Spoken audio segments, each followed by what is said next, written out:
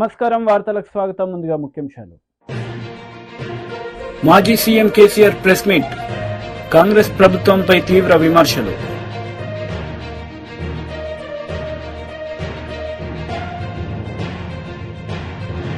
ప్రజాగళం బహిరంగ సభలో పాల్గొన్న నారా చంద్రబాబు నాయుడు.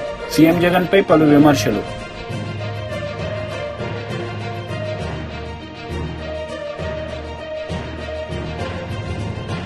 బస్సు యాత్ర ప్రారంభించిన వైఎస్ షర్మిలారెడ్డి.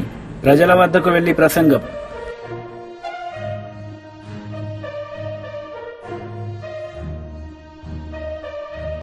మాజీ సీఎం కేసీఆర్ రైతుల పంట పొలాలను సందర్శించారు. అక్కడి రైతుల సమస్యలను అడిగి తెలుసుకున్నారు. రైతులకు 24 గంటల కరెంటు వస్తుందని రైతులను అడిగి తెలుసుకున్నారు.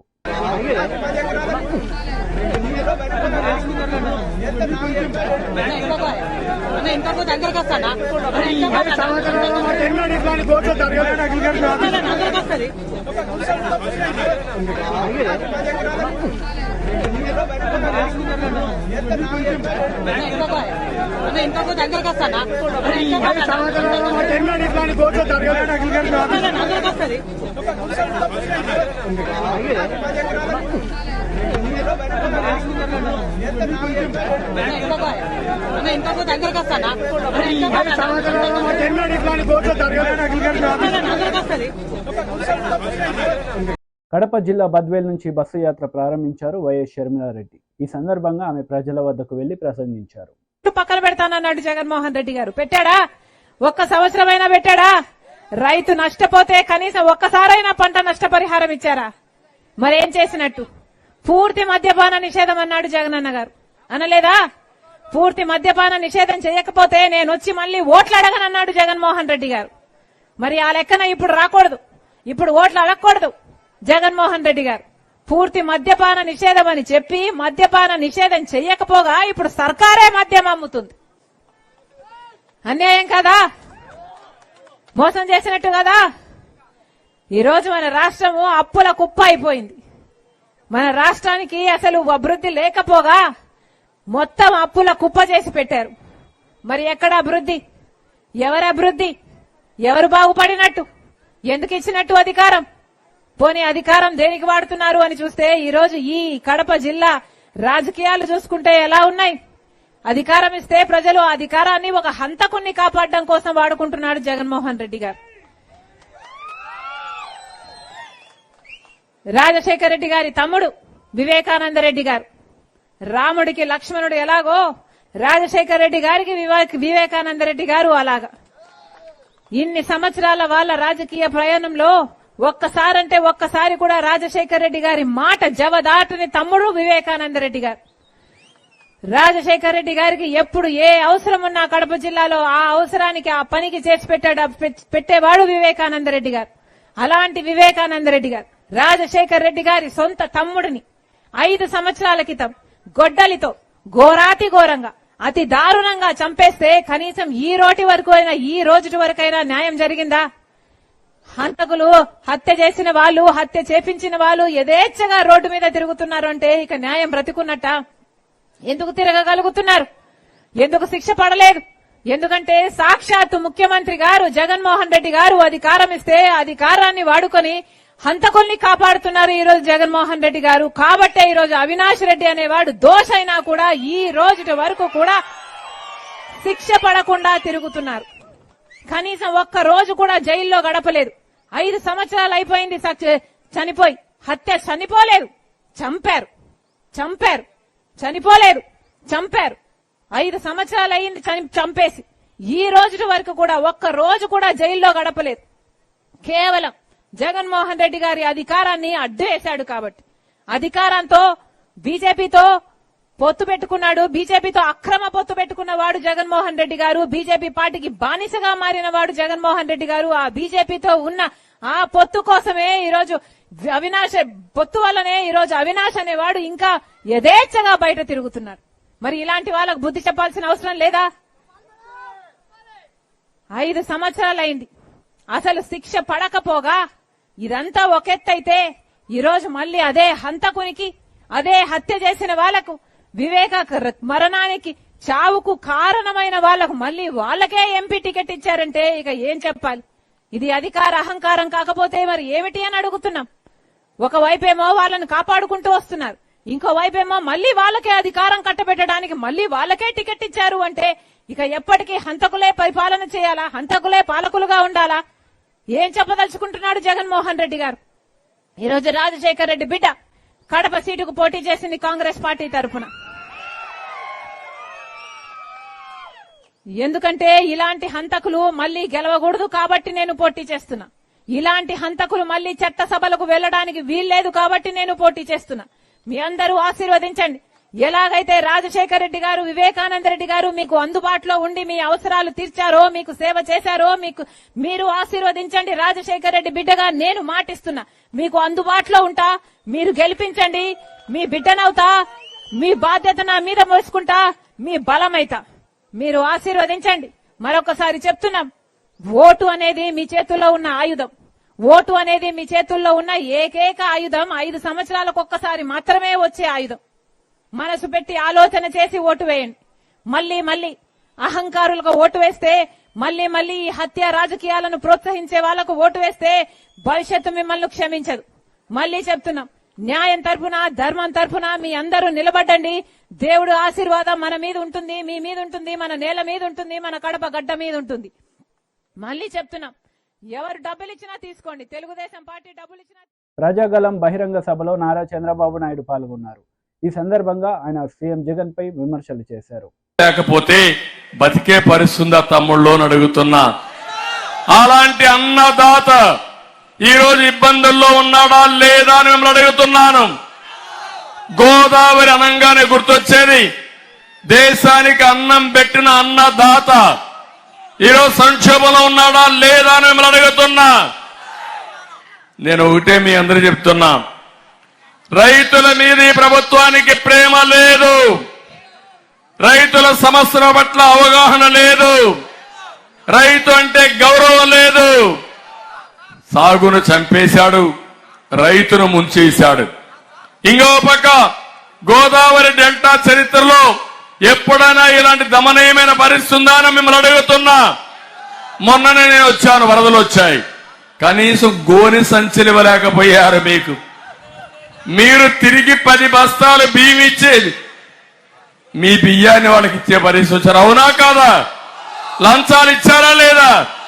మీ ఊరిలో పండించిన ధాన్యాన్ని ఎక్కడో రాజమండ్రిలో ఉండే రైస్ మిల్ పంపించారా లేదా అని మిమ్మల్ని అడుగుతున్నా. అంటే ఏంటి అరాచకం? అదే జగలగా అరాచకం, జగన్మోహన్ రెడ్డి అరాచకం అని చెప్పి కూడా నేను మీకు తెలియజేస్తున్నా. నాకు తెలిసినంత వరకు 45 ఏళ్లలో డెల్టా ప్రాంతంలో ఇలాంటి సమస్యలు ఎప్పుడు రాలేదు. అలాంటి సమస్యలు వచ్చాయి. పండించిన పంట అమ్ముకోలేక దీనావస్థకు వచ్చారు. రోజుకు 3 రైతులు ఆత్మహత్యలు చేసుకుంటున్నారు. ఇంకో పక్క దేశంలో అప్పుల బాధ తక్కువ ఉంటే మన రాష్ట్రంలో ఉండే రైతాంగం 93% అప్పుల్లో ఉండిపోయే పరిస్థితికి వచ్చారు. నేను ఒకటే అందుకే ఆలోచించా, ఈరోజు ఈ ప్రభుత్వం మిమ్మల్ని దగా చేసింది. 2014లో రైతు రుణమాఫీ చేసిన ప్రభుత్వం తెలుగుదేశం ప్రభుత్వం. అవునా కాదా అని మిమ్మల్ని అడుగుతున్నా. అదే కాకుండా ఆ రోజు రైతు రథం కింద ట్రాక్టర్లు ఇచ్చాం, భూసార పరీక్షలు చేపించాం, పౌష్టిక పోషకాలను ఇప్పించాం, వ్యవసాయాన్ని లాభసాటిగా తయారు చేశాం, కోస్టల్ ఆంధ్రప్రదేశ్ లో అక్వా కల్చర్ అభివృద్ధి చేశాం, రాయలసీమలో పెద్ద ఎత్తున హార్టికల్చర్ అభివృద్ధి చేసి రైతును ముందుకు తీసుకుపోయే పరిస్థితికి వచ్చాం. నేను అడుగుతున్నా ఇక్కడే మిమ్మల్ని అందరినీ, తమిళలో ఈ ప్రభుత్వం డబ్బులు ఇచ్చిందా మీకు? 12,500 రూపాయలు ఇస్తామని చెప్పాడా లేదా? ఎన్నికల ముందు ఎంత ఇచ్చాడు? 7,500 ఇచ్చాడు. అది కూడా ఓసారి 1000 లేకుంటే 2,000 అంతే కదా మీకు ఇచ్చింది. కేంద్రం 6,000 రూపాయలు ఇచ్చిందా లేదా మీకు? కేంద్రం 6,000 రూపాయలు ఇస్తే ఈ పెద్ద మనిషి మీకు ఇచ్చింది ముష్టి 7,500 రూపాయలు ఇచ్చి నేను రైతుకు అజ్జేసా ఇజ్జేసా అని ఉదరగొట్టే పరిస్థితికి వచ్చాడు. నేను అడుగుతున్నాను, ఈ ప్రాంతంలో అక్వా రైతు ఎవడైనా బాగున్నాడా తమ్ముళ్ళు అని మిమ్మల్ని అడుగుతున్నా. ఎన్నికల ముందు మీకేం చెప్పాడు? అభివృద్ధి చేస్తాన్నాడా లేదా అని మిమ్మల్ని అడుగుతున్నా.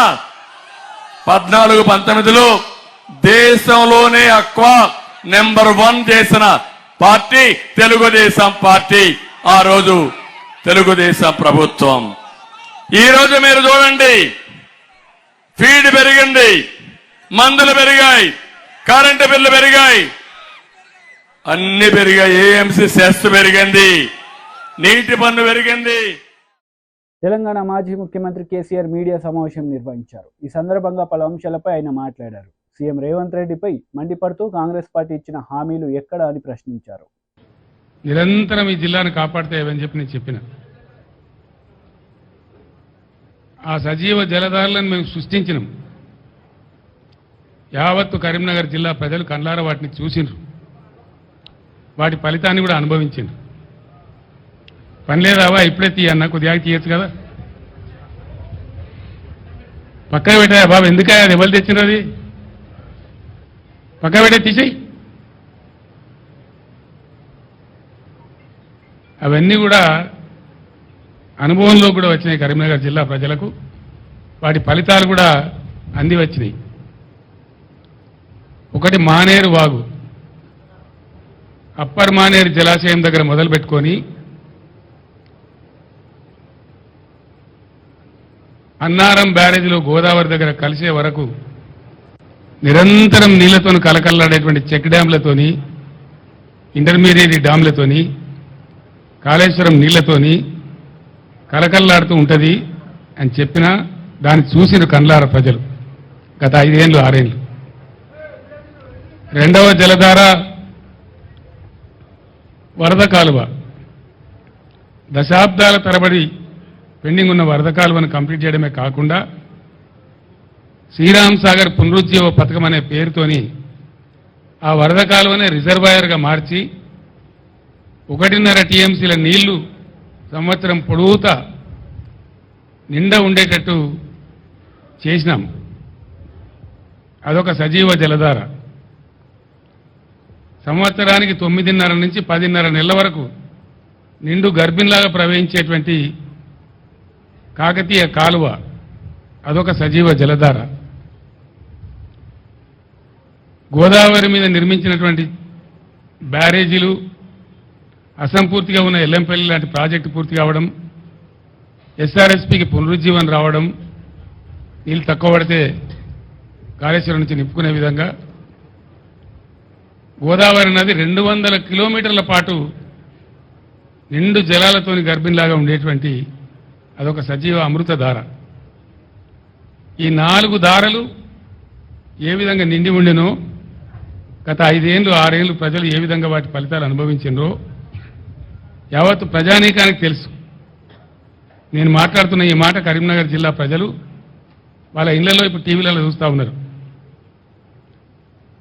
అదే ఈ రోజు వస్తూ ఉంటే ఇన్ని జలధారలు సృష్టించబడి 4-5 సంవత్సరాలు చక్కటి ఫలితాలు లభించి లక్షల టన్నుల ధాన్యం పండించి పుష్కలంగా మంచినీరు ఎంత కావాలంటే అంత మంచినీరు అనుభవించినటువంటి కరీంనగర్ జిల్లా ప్రజలు 4-5 నెలల్లోనే ఏం జరుగుతూ ఉందో చూస్తూ ఉన్నారు. ఎడారులుగా మారిపోయినాయి. మిడ్మానేరు బ్రిడ్జి మీద నిల్చుంటే ఒక సముద్రం మధ్య నిల్చున్న ఫీలింగ్ ఉండేది. అది కంప్లీట్ ఎండిపోయి మునిగిపోయిన ఊర్లు కూడా తేలినాయి, చెట్లు కూడా తేలినాయి. ఒక శ్మశానం లాగా ఎడారిలాగా దాన్ని తయారు చేసినారు. లోయర్ మానేరు డ్యామ్ ఎంత అద్భుతంగా ఉండేనో, ఎండాకాలం తర్వాత కూడా మే నెల తర్వాత కూడా ఎట్లా సగం డ్యామ్ నిండి ఉంటుండేనో, కరీంనగర్ లాంటి పట్టణానికి, సిద్దిపేట పట్టణానికి, చుట్టూ ఉండే అనేక పట్టణాలకు నిరంతరం నీళ్లు ప్రతిరోజు ఎంత కావాలంటే అంత పుష్కలం నీళ్ళు ఎట్లా ఇచ్చిందో అది కూడా చూసినారు. మాన్యులు గంగాధర్ గారు, మన గంగుల కమలాకర్ గారి ఇంట్లో నేను భోజనానికి వస్తే అక్కడ కరీంనగర్ టౌన్ మేయర్ గారు, కార్పొరేటర్లు, ఇతర ప్రజలు చెప్తా ఉన్నారు, రోజు నీళ్ళు వచ్చేసారు కరీంనగర్ టౌన్లో, అట్లాంటి ఇప్పుడు ఆల్టర్నేటివ్ డే చేసిండ్రు, ఇంకా 2 రోజులైతే 3 రోజులు అంటున్నారు, 4 రోజులు అంటున్నారు, భయం అయితే ఉంది అని చెప్తా ఉన్నారు. ఎందుకు ఈ పరిస్థితులు వచ్చినాయి?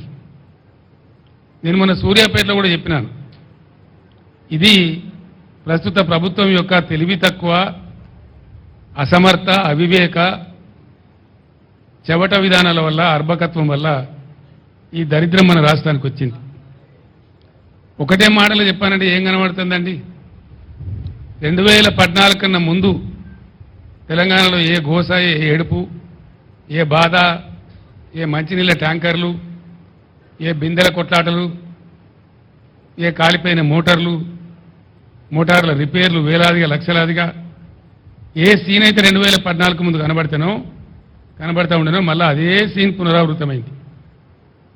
ఎందుకంటే ఈ ప్రభుత్వం అనేకమైనటువంటి అడ్డగోలు హామీలు టెంప్ట్ చేసి పాపం మంచిగున్న వాళ్ళ నోట్లే మట్టి కొట్టింది. అన్ని మోసాలే, ఏ ఒక్క మాట కూడా నెరవేర్చలే, ఏ ఒక్క హామీ కూడా నెరవేర్చలే. మళ్ళా సిగ్గు లేకుండా మళ్ళా ఇయ్యాలో 4-5 హామీలు ఇచ్చినాడు. అది ఎవరిని ఉద్ధరించడానికో నాకు అర్థం కాదు.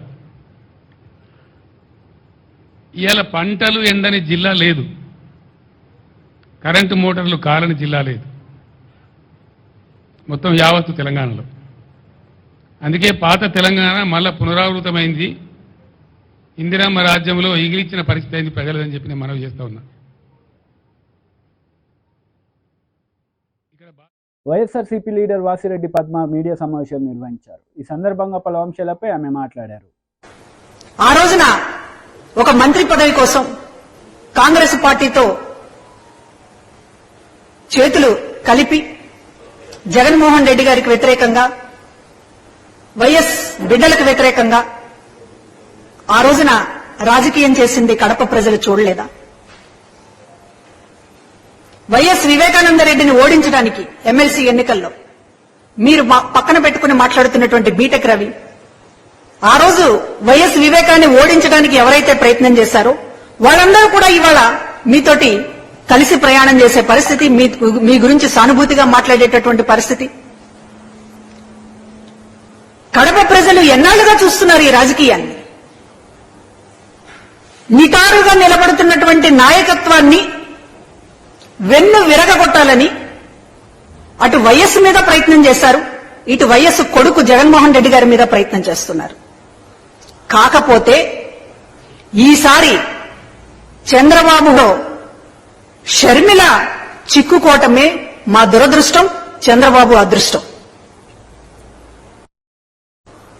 కాబట్టి ఈరోజు కడప గడ్డ మీద నిలబడి హత్య రాజకీయాల గురించి లేకపోతే మరొక దాని గురించి ఎవరైనా ఎన్నికల్లో ఎందుకు పోటీ చేయాలనుకుంటారు? షర్మిల గారు, ప్రజల సమస్యలు దాని మీద పరిష్కరిస్తాననేటటువంటి నమ్మకం ఉన్న వాళ్ళు పోటీ చేయాలని అనుకుంటారు, పార్టీలు పెట్టాలని అనుకుంటారు, పార్టీలకు నాయకత్వం వహించాలనుకుంటారు. కానీ మీరు 2 విషయాలు చెప్తా ఉన్నారు. హంతకుడు అని అవినాష్ రెడ్డి మీద ముద్ర వేస్తా ఉన్నారు. కేసు విచారణ అంటే మీకు కోర్టుల మీద నమ్మకం లేదు, చట్టాల మీద నమ్మకం లేదు. మీ బుర్రలో ఏది తోస్తే అదే తీర్పు, అదే విచారణ, మీరు కూడా శిక్ష కూడా మీరే వేయాలనేటటువంటి వైఖరి ఇది సరి అయిందేనా? కోర్టు విచారణలో జరుగుతున్నటువంటి విషయాలు, దానికి సంబంధించినటువంటి ఏమిటి అనేటటువంటిది దాని లోతులకు వెళితే ఈ ప్రెస్ మీట్ సరిపోదు. కానీ విచారణ పరిధిలో ఉన్నటువంటి ఒక అంశాన్ని తీసుకొచ్చి ఎన్నికల అంశంలో మార్చడంలో మీ రాజకీయం ఏమిటి? ఆ రోజున జగన్మోహన్ రెడ్డి గారికి వ్యతిరేకంగా, విజయమ్మ గారికి వ్యతిరేకంగా వైఎస్ వివేకాన్ని నిలపడంలో ఈ కూతురు సునీత, ఆ కుటుంబము ఆ రోజున ప్రోత్సహించింది నిజం కాదా? ఈ రోజున మీ స్వార్థ కారణాలతోటి మీరందరూ కూడా ఏకమయ్యి ఇవాళ ఒక స్క్రిప్ట్ ప్రకారం చంద్రబాబు లేకపోతే మరొకళ్ళో ఈ మాటలు మాట్లాడితే ప్రజలు ఉమ్మేస్తారు గనక మిమ్మల్ని పావులుగా మార్చుకుని ఈ రోజున ఇట్లాంటి మాటలు మాట్లాడించడం అనేటటువంటిది, మీరు పావులుగా మారడం అనేటటువంటి దురదృష్టకరం. ఎన్నికల్లో మీరు ఏమి సాధించాలని పోటీ చేస్తున్నారు? ఎవరైనా ఎన్నికల్లో నేను ఇది సాధించాలని పోటీ చేస్తున్నానని చెప్తారు. ఎవరు ఆఖరి కోరికల కోసమో లేకపోతే మరొకటి కోసమో కోర్టు పరిధిలో ఉన్నటువంటి అంశాలను తీసుకొచ్చి దీనికోసం నేను పోటీ చేస్తున్నానని ఎవరైనా ఇప్పటిదాకా మాట్లాడారా? అది కరెక్ట్ సమంజసమేనా? ఇవాళ మీరు ప్రత్యేక హోదా గురించి మాట్లాడుతున్నారు. కాంగ్రెస్ పార్టీ దోషి కాదా ప్రత్యేక హోదా ఏపీకి దక్కకపోవడానికి? విభజన చట్టంలో ప్రత్యేక హోదా పెట్టకుండా అసలు రాష్ట్రాన్ని విభజించడమే చాలా అన్యాయంగా, అంటే ఒక రాష్ట్రం గాలికి పోతే పోయింది, రాజకీయంగా తనకు ప్రయోజనాలు దక్కితే చాలని ఆ రోజు కాంగ్రెస్ పార్టీ భావించింది నిజం కాదా? ఆంధ్రప్రదేశ్ మీద ఒక కక్ష కట్టి కుయుక్తులతో ఉప్పల్ నియోజకవర్గానికి చెందిన ప్రముఖ నేతలు బీజేపీలో చేరనున్నారు. ఈ సందర్భంగా బీజేపీ రాష్ట్ర అధ్యక్షుడు కిషన్ రెడ్డి మాట్లాడారు. ఇచ్చినటువంటి హామీలు అమలు చేయకుండా ముఖ్యమంత్రి గారు అంటారు తెలంగాణలో 17 సీట్లు గెలవాలి, రాహుల్ గాంధీ ప్రధాని కావాలా, కేంద్ర ప్రభుత్వం పైసలు ఇవ్వాలా, ఈ గ్యారెంటీలు అమలు చేయాలా. అంటే ప్రత్యక్షంగా పరోక్షంగా గ్యారెంటీలు అమలు చేయమని ముఖ్యమంత్రి గారు ఒప్పుకుంటున్నారు. ఎందుకంటే కనుచూపు మేరలో రేవంత్ రెడ్డి ముఖ్యమంత్రి ఉన్న రోజులు రాహుల్ గాంధీ ప్రధానమంత్రి కాలేడు. అసలు రాహుల్ గాంధీ ఈ దేశానికి ప్రధానమంత్రి అవుతాడో ఎన్నికల తర్వాత విదేశాలకు పోతాడో తెలియదు. మరి తెలంగాణ ప్రజల సంగతిని అడుగుతాము. తెలంగాణ గ్యారంటీల పేరుతో ఓట్లు వేసుకొని ఎమ్మెల్యేలు అయ్యారు, మంత్రులు ముఖ్యమంత్రులు అయ్యారు కదా, మా సంగతి ఏంటని అడుగుతాము. ఈరోజు రాష్ట్రంలో రైతు అనేక రకాల ఇబ్బందులు పడతా ఉన్నాడు. భూగర్భ జలాలు అడుగంటిపోయాయి, బోర్లు ఎండిపోయాయి, పశువులకు కూడా నీరు లేనటువంటి పరిస్థితి మనం చూశాను పేపర్లో. తాగునీటి కోసం కొంతమంది ఐఏఎస్ ఆఫీసర్స్ ను బాధ్యతలు పెట్టి మేము సమస్య ఎదుర్కొంటామని చెప్పారు. మరి రైతుల సంగతి నేను అడుగుతా ఉన్నాను. పంటల సంగతి ఏంటి, పశుగ్రాసం సంగతి ఏంటి, పశువులకు నీళ్ళేంటి, ఎండిపోతున్నటువంటి పంటల గురించి ఏంటి? మీకు Tukkuguda meeting, Andhra meeting, Tamil Nadu meeting, Bombay meeting, Delhi meeting, ఇదే సరిపాయి మీకు.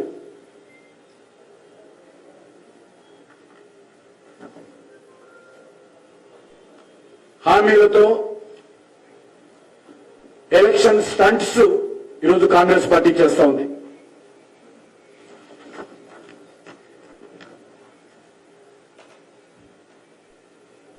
అందుకే భారతీయ జనతా పార్టీ తరఫున ఈరోజు గ్యారంటీలపైన, కాంగ్రెస్ గ్యారంటీలపైన ప్రశ్నిస్తున్న తెలంగాణ రైతు పేరుతో మేము టోకన్ అనేక మండలాలలో ప్రొటెస్ట్ కార్యక్రమాలు చేయడం జరిగింది. దేశంలో ఎక్కడ లేదు కరెంటు కోతలు. తెలంగాణలో కాంగ్రెస్ రాజ్యంలో కరెంటు కోతలు ప్రారంభమైనాయి. బీజేపీ అధికారం ఉన్నటువంటి ఏ రాష్ట్రంలో కూడా ఇంత కోతలు లేవు. అందుకే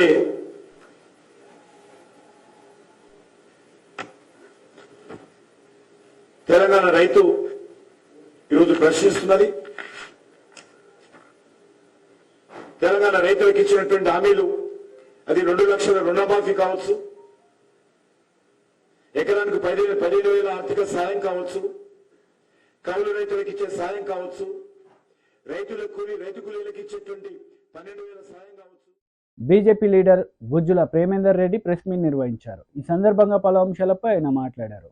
ప్రతి పోలింగ్ బూత్ లో కూడా మోర్ దాన్ 50% ఓట్స్ సాధించాలనే ఒక సంకల్పం కూడా ఈ సందర్భంగా కార్యకర్తలందరూ కూడా, సభ్యులందరూ కూడా కలిసి తీసుకోవాలని చెప్పి నిర్ణయించడం జరిగింది. కాబట్టి ఈ 3 విషయాలపైన సంకల్పం తీసుకోవడం కోసమే ఈ యొక్క టిఫిన్ బాక్స్ బయటకును ఏర్పాటు చేసుకోవడం జరిగింది. ఈ యొక్క చిన్న సమావేశాల ద్వారా రాబోయే రోజుల్లో తెలంగాణలో ఏదైతే నరేంద్ర మోడీ గారి పట్ల, భారతీయ జనతా పార్టీ పట్ల అనేక కేంద్ర ప్రభుత్వం తీసుకున్న అనేక పనుల పట్ల సానుకూలత అనేది వ్యక్తమవుతున్నది. చాలా మంచి వాతావరణం ఉన్నది. ఇవాళ మా యొక్క లక్ష్యం అది సాధారణమైన యొక్క లక్ష్యము లేదంటే అది కేవలం ఉత్తిత్తు లక్ష్యం అనే కాకుండా ఇవాళ ఆ లక్ష్యానికి బలం చేకూరుతున్నది. సారేకే సారా సత్రా అమారా అనే యొక్క నినాదం ఏదైతున్నదో, ఎట్లయితే దేశంలో అనేక రాష్ట్రాల్లో నరేంద్ర మోడీ గారికి 100% మద్దతు లభిస్తున్నదో, రాజస్థాన్లో 25కి 25, గుజరాత్లో 26కి 26, ఢిల్లీలో 7కి 7, హిమాచల్లో 4కి 4, గోవాలో 2కి 2, ఇలా అనేక రాష్ట్రాల్లో గత ఎన్నికల్లో 100% సీట్లు గెలవడం ద్వారా నరేంద్ర మోడీ గారి వెంట ఆ ప్రజలు నడిచారు. కాబట్టి అదే విధంగా ఇవాళ మరికొన్ని రాష్ట్రాలు కూడా చేరబోతున్నాయి. ఇప్పటి వరకు వస్తున్న యొక్క అంచనాలు కానీ, ప్రజాభిప్రాయంలో కానీ, లేకపోతే అనేక సర్వేలలో కానీ అనేక రాష్ట్రాలు మళ్ళీ అదే విధంగా కొన్ని రాష్ట్రాల్లో పోయినసారి 70%, 80% సీట్లు కూడా వచ్చినాయి. కాబట్టి వైనాట్ తెలంగాణ ఎందుకు ఆ బాటలో నలవకూడదు? ఇవాళ తెలంగాణలో 2 పార్టీల వ్యవస్థ వైఫల్యం చెందిపోయింది. బీఆర్ఎస్ నిట్ట నిలువున మునిగిపోతున్నది. ఈరోజు ప్రజల యొక్క ఆగ్రహానికి గురి అవుతున్నది. మరొక వైపు కాంగ్రెస్ పురిట్లోనే సంధిలాగా 4 నెలలు కాలేదు ఇవాళ ప్రజల యొక్క ఆగ్రహాన్ని చూసే యొక్క పరిస్థితికి వస్తున్నది. కాబట్టి దీనికి ఒక నూతన రాజకీయ వ్యవస్థగా, నూతన రాజకీయమైన దిశ వైపు నడవాలంటే భారతీయ జనతా పార్టీని ఇక్కడ తీసుకురావాలని ప్రజలు ఆలోచిస్తున్నారు.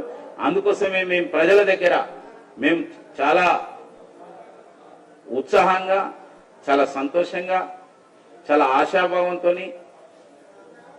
తప్పక అది నెరవేరాలనే ఉద్దేశంతోనే సారేకే సారా సత్రా అమారా 17కు 17 మొత్తం BJP. Posani Krishna Murali press meet నిర్వహించారు. ఈ సందర్భంగా బాలకృష్ణపై మండిపడ్డారు. కాడే కూర్చుంటే మరి ఏదో చేయాలిగా. మరి ఇప్పుడు ఎంత బ్లండర్ చేశాడంటే పింఛన్దారుల విషయంలో, పింఛన్దారులు, వికలాంగులు, మెంటల్లీ హ్యాండిక్యాప్స్, కళ్ళు లేని వాళ్ళు, కాళ్ళు లేని వాళ్ళు, వాళ్ళు నడవలేని వారు, కొంత చోట లెప్రసీ ఉన్నారు, కుష్టి వ్యాధి, వాళ్ళు ఎక్కడో మారుమూలు ఉంటారు. వాళ్ళు కనీసం ఆటో ఎక్కడానికి కూడా ఇబ్బంది అయిపోతారు. వాళ్ళని ఎక్కించుకోరు, కుష్టి వ్యాధి కదా, భయపడతారు. ఇవి దీన్ని బట్టి ఈ జగన్ గారు వాలంటీర్ వ్యవస్థ వాళ్ళ ఇళ్ళకెళ్ళి హాయిగా పొద్దున్న వెళ్ళి అవేవి డబ్బులు ఇచ్చేసేసి వాళ్ళకి ఏమైనా హాస్పిటల్ తీసుకెళ్లాలన్నా, వాళ్ళకి ఏమైనా ముందులు ఇవ్వాలన్నా, ఆ లెప్రసీ వాళ్ళ దగ్గరికి వెళ్తే వాళ్ళని కూడా ట్రీట్మెంట్ చేసి 3,000 డబ్బులు ఇచ్చి వచ్చేవాళ్ళు దేవుళ్ళలాగా. వీళ్ళని ఇది చూసి చంద్రబాబు నాయుడు వీళ్ళు 60-70 లక్షల వాలంటీర్సు, ఈ పింఛన్దారులు మళ్ళా జగన్కు ఓటేస్తారేమో చెప్పేసి దాని మీద కనుబడి వాడు అక్కడ ఉన్నాడు, నిమ్మగడ్డ, అదొక ఆంధ్రదేశానికి క్యాన్సర్ గడ్డ. వాళ్ళతో కలిపి ఎలక్షన్ కమిషన్ వాళ్ళకు లెటర్లు పంపించి, నోటీసులు పంపించి, రిపోర్ట్లు ఇచ్చి, ఏమంటే ఇక్కడ అన్యాయం జరిగిపోతుంది, వాళ్ళు కుర్రాళ్ళు ఎవడో వచ్చేస్తున్నారు, తలుపులు కొట్టేస్తున్నారు, డబ్బులు ఇచ్చేసి జగన్ కోటేయండి అని చెప్తున్నారు. కాబట్టి ఎలక్షన్ అయ్యేదాకా వాళ్ళ దగ్గర ఉండడానికి వీల్లేదు. మరి ఎట్టయ్యా వీళ్ళు గుడ్డివాళ్ళు, కుంటివాళ్ళు, మోగవాళ్ళు ఏమైనా సరే 66 లక్షల మంది నడుస్తూ వస్తారో చస్తారో మాకు అనవసరం, వాళ్ళు నడిచి రావాల్సిందే. ఖాళీ లేవు కదా, నాకు తెలీదు, సచివాలయానికి రావాల్సిందే, ఆ ఆఫీస్కి రావాల్సిందే, డబ్బులు తీసుకోవాల్సిందే, లేదా పోండి. ఇది పెడితే ఎవడైనా, ఇప్పుడు నేను మా ఊళ్ళో కూడా చాలామంది అన్ని కులాల వాళ్ళు, కాళ్ళు లేని వాళ్ళు, చేతులు లేని వాళ్ళు కూడా ఉన్నారు. అలాగా వాళ్ళు ఎట్టెళ్ళి తీసుకుంటారు. అంత రూల్స్ ఏం పెట్టారు, కానీ ఎలాంటి రూల్స్ చంద్రబాబుకి ఒప్పుకోవడం. చంద్రబాబు అవినీతి పనులు చేసి రాజమండ్రి జైల్లో ఉన్నప్పుడు నాకు కాళ్ళు దురద, గజ్జి, ఫంగస్ ఇన్ని రకాలు వస్తున్నాయి, నా ఫ్యాన్ కావాలి, ఫ్యాన్ ఎండాకాలం వచ్చింది, నాకు ఏసీ కావాలి.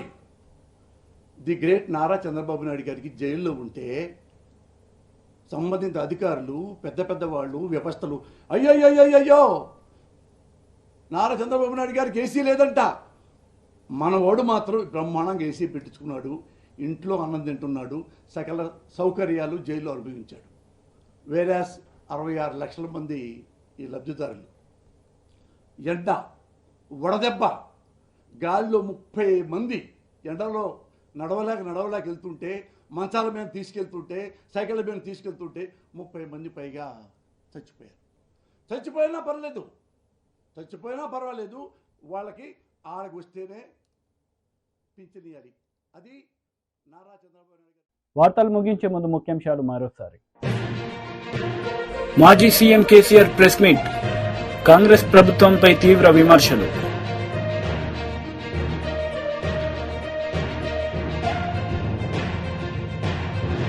ప్రజగలం బహిరంగ సభలో పాల్గొన్న నారా చంద్రబాబు నాయుడు. సీఎం జగన్ పై పలు విమర్శలు.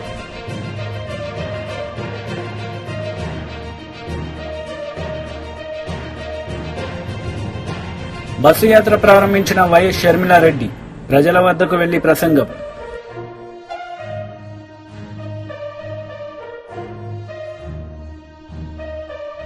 ఈ వార్తలు ఇంతటితో సమాప్తం. తిరిగి ప్రసారమయ్యే వార్తలు మళ్ళీ కలుద్దాం. అంతవరకు సెలవు. నమస్తే.